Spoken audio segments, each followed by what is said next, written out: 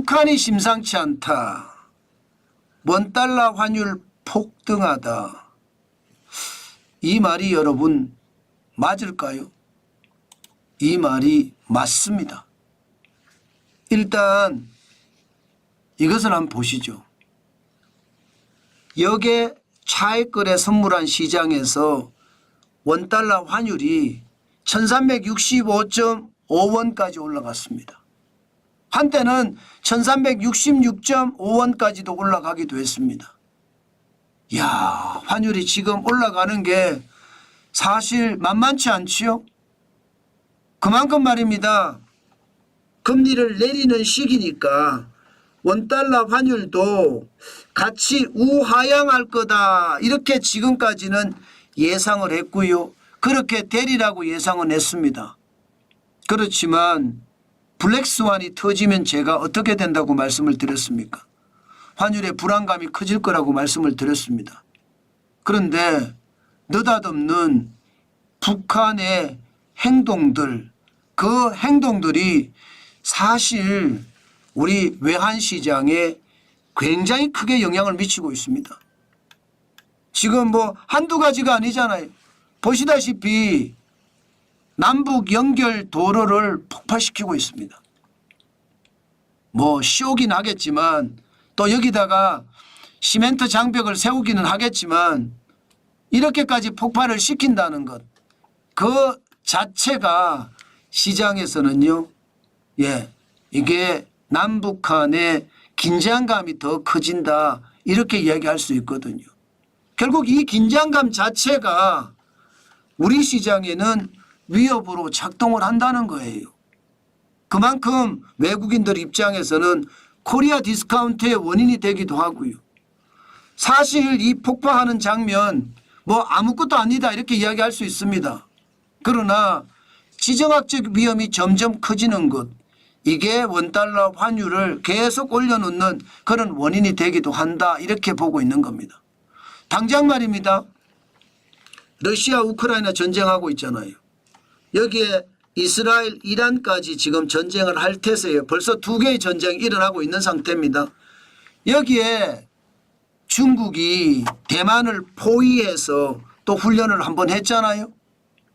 여기에다가 지금 시진핑 중국 국가주석의 어떤 생각, 이것까지 가미를 한다면 와, 어떻게 생각하면 한반도의 위험은 점점 커지는 거예요. 게다가 러시아 외무차관은요, 점점 북한 편을 들면서 전쟁을 부추기는 그런 모습까지 나타내거든요. 이것이 우리에게 최악의 시나리오를 쓰는 것은 아닌가, 뭐 그런 걱정 당연히 있을 수 있습니다. 김정은 입장에서는요, 지금이 무력으로 적화 통일하기에는 아주 안성맞춤이다 이렇게 생각할 수도 있습니다. 미국 입장에서는 우크라이나 전쟁, 중동 전쟁, 대만에 대한 위협, 그리고 이 대한민국의 남북 간의 위협, 그러면 4개의 전쟁을 수행을 해야 되는데 과연 미국이 4개의 전쟁을 수행할 능력이 있느냐 이거죠. 당장 중요한 중동, 그리고 우크라이나, 러시아, 그 다음이 대만일 거 아니에요. 그 다음이 대한민국일 겁니다. 그러면 그 위협감이 커질 수밖에 없고, 외환시장에서는 점점 말입니다. 북한이 심상치 않다, 지정학적 위험이 점점 커진다, 이런 얘기가 나오니까 환율이 확실하게 올라갑니다. 물론 말입니다. 북한의 위험만 가지고 환율이 올라가는 것은 아니에요. 지금 달러 강세가 일어나는 것, 이것도 크게 작동을 합니다. 오히려 말입니다. 북한이 남북 연결 도로를 폭파하는 쇼를 한 것보다 달러가 강하게 나타나는 것, 달러 인덱스가 세지는 것, 이게 오히려 환율 폭등에 휘발유를 부었다 이렇게 이야기할 수 있습니다. 2024년 10월 15일을 보면 103.25까지 올라갔잖아요. 103.25면요 여러분, 지난 8월 8일에 103.21이었거든요. 넘어섰습니다. 그러면 지난 4월 16일에 106.26이에요. 그때 이후로 달러의 가치가 굉장히 높아졌다는 겁니다. 달러의 가치가 높아지는 데는 6개 통화 대비한 달러의 가치가 높아졌다는 거잖아요. 6개 통화라는 게 뭐 유로와 엔화, 영국의 파운드, 캐나다의 달러, 그리고 스웨덴의 크로네, 그리고 스위스의 프랑, 이렇게 6개입니다. 그런데 이 6개 중에 말입니다. 일본 빼놓고는 금리를 다 내리고 있습니다. 일본은 0.25% 금리인데 더 올릴 수도 있다고 이야기하죠. 그러나 유럽은 현재 3.65%의 금리인데 더 내린다고 합니다. 이미 0.85%를 내렸는데 10월에 더 내린다고 해요. 그러면 여러분 생각을 해보시자고요. 6개 통화 대비해서 달러의 가치를 나타내 주는데 유럽이 금리를 내리면 유로를 푼다는 이야기잖아요. 유로를 풀면 상대적으로 유로화의 가치는 떨어지고 달러의 가치는 올라가겠죠. 그만큼 말입니다. 달러의 가치가 올라갈 수 있는 요소가 많다는 거예요. 게다가 11월에 미국은 금리 인하를 하는데 0.5%포인트 비컷은 아니라는 거예요. 0.25%포인트라는 겁니다.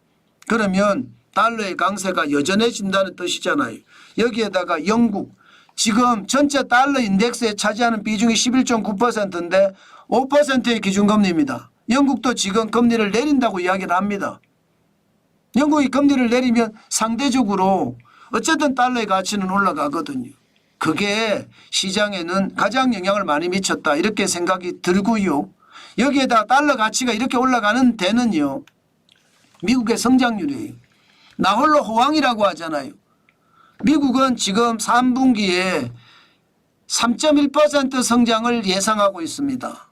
2분기에 3% 성장을 했는데 3분기에 3.1% 성장을 하면 성장의 속도가 더 빨라진다는 이야기잖아요. 그만큼 말입니다. 미국의 경제가 좋다. 그러면 달러의 가치는 더 힘이 세지는 거죠. 그만큼 말입니다. 미국의 어떤 성장률 자체가 좋아지니까 이게 달러의 가치까지도 많이 올라간다, 이렇게 이야기할 수 있는 겁니다. 그 바람에 달러 인덱스는 높아지고 원달러 환율은 결국 말입니다. 폭등하는 그런 결과를 가져온 거죠. 1365.5원. 아마 오늘 우리 시장에서도 비슷한 양태를 나타낼 겁니다. 지금까지 어제 마감한 원달러 환율은 1361.3원이었거든요. 아마 더 올라가겠죠. 더 올라갈 가능성이 있고요. 지금 달러 인덱스 자체가 올 4월 이후에 가장 높은 수치라고 하잖아요. 그렇게 되면 지금 원달러 환율도 올 4월 이후에 최고다. 올 4월이 1394.5원이었거든요. 그때 이후에 최고가 되려고 그러면 지금 6월 24일 1389원보다 더 많이 올라갈 수도 있는 겁니다. 그만큼 달러 인덱스가 강해졌고요. 달러가 강세를 이어간다는 거고요. 미국 경제가 호황이고요. 여기에다가 달러를 선호하는 사람들이 굉장히 많아진 것. 이게 지정학적 위험이거든요. 전쟁의 위험이 생기면 안전자산을 자꾸 택하잖아요. 그래서 이게 결국은 달러에 대한 선호도가 많이 생기면서 환율이 이렇게까지 올라가고 있다, 이렇게 생각하면 저는 틀리지 않을 것 같습니다. 시장이요, 요즘 진짜 빠르게 변합니다. 롤러코스터 장세라는 말이 틀리는 말이 아니고요. 때문에 경계감을 가져야 됩니다. 환율은 그만큼 말입니다. 변동성도 심합니다. 늘 제가 말씀드리는 것처럼 예기치 않은 위기가 터지면 환율이 올라갈 수 있다. 터진 위기가 더 커지면 환율이 올라갈 수 있다. 예기치 못한 위기라는 게 블랙스완이 터진다는 이야기고, 터진 위기가 더 크게 터진다는 것은 회색 코뿔소가 날뛴다는 이야기잖아요. 이 두 가지가 동시에 일어나면 환율은 더 올라갈 수도 있다. 저는 그런 생각 여러분들에게 말씀을 드립니다. 그만큼 시장의 변화에 민감해야 되고요. 시장을 절대 가볍게 봐서는 안 되겠다. 그 말씀 오늘도 강조해서 드립니다.